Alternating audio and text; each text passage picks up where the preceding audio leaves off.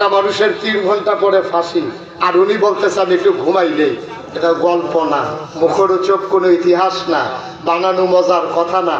ঠিক ঠিক তিনি 3 ঘন্টার ভিতরে 2 ঘন্টা ঘুমিয়ে তারপরে উঠে উজু করে গোসল করে নফল নামাজ পড়ে তারপরে তিনি ফাঁসির কাস্টের দিকে এগিয়ে গেছেন।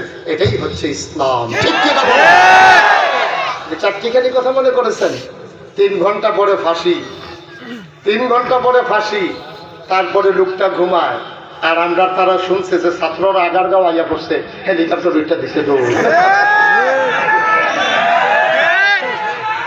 কত সাহসী! পালাই না, পালাই না, পালাই না, একটার পরে আর খুঁজে পাওয়া গেল না। ঠিক কি না বলো? কথা একরকম, কাজ আর একরকম। এগুলো আমরা চিনি সব, এগুলো আমাদের দেখা হয়ে গেছে। ইসলামী আন্দোলনের নেতারা নিজেদেরকে যখন দ্বীনের জন্য সঁপে দেয় তখন তাদের জন্য কিছু আর কিছু তাদের সামনে বাধা হয়ে দাঁড়ায় না। কারণ এই পথে যে চলতে শিখেছে সে জেনে গেছে এই পথ ফুল বিছানো নয়, এই পথ কণ্টকাকীর্ণ, এ পথ কাটা বিছানো।